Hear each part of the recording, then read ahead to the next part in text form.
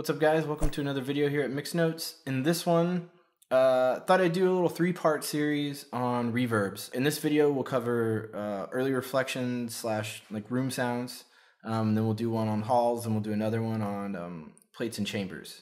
Let's get into it. I've got a vocal here, and it's dry as could be. Take it all back to the days we were young. It's recorded in like a living room, so there's a little bit of room sound in there, but I can still illustrate my point with this. I'm going to try to at least. Basically, with a room sound or early reflections, they're handy when you've close mic'd things like vocals, where the microphone's like 2 inches from the face, or really close, or like an upright bass or saxophone, or a lot of percussive stuff like tambourines. Those samples are usually really dry, and they're really up front, up really close, and you kind of just want to push them back. Not a ton, you don't want to stick them in a cave, but you just kind of want to set them back about a foot from your face or so. Room sounds are great from that because you get that slap back off the wall, and that's sort of what you're doing. So let's listen to this vocal, and I've got Dverb up. This is a stock plugin with Pro Tools. Ambient settings, small. I'm not going to go too into the settings. This is just sort of a brief get started guide. We'll play it with and without. So here's without. Take it all back to the days we were young, playing simple games, living life for fun. Alright, so here's with it.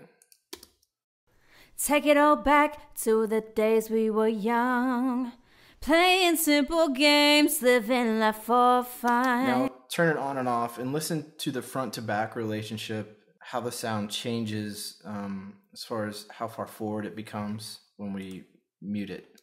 Mute the effect, sorry. Take it all back to the days we were young, playing simple games, living life for fun.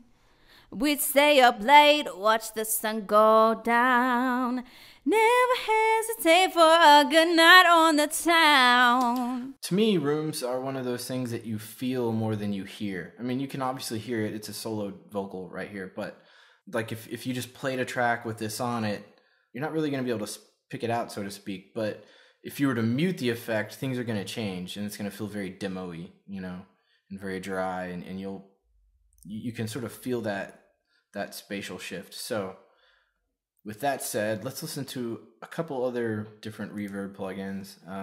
So that was Dverb, RVerb. This is a room setting, so a little different sound. Here we go.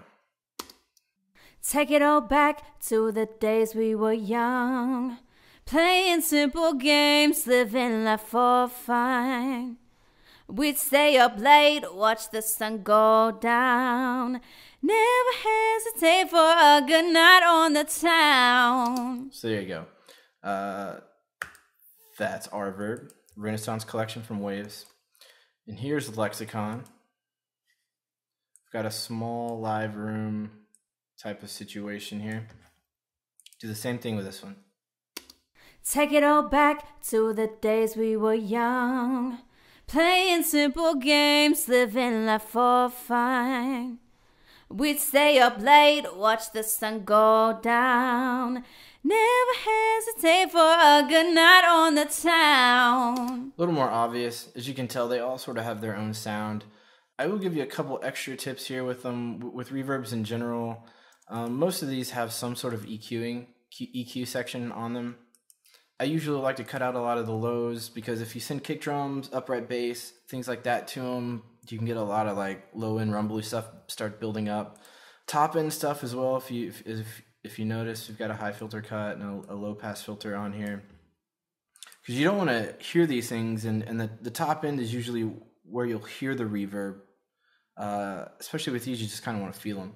So if you roll some of that out, it'll sort of help things sound a little bit more natural and not as processed and synthetic or artificial, or however you want to describe it. But anyways, that's my rant on room sounds and early reflections. In the next video, we'll cover creating space with halls. Like the video if you like it, subscribe, check us out on Facebook, hit me up on Twitter, all that stuff. Go check out the website for everything else we've ever done. and we'll see you in the next video.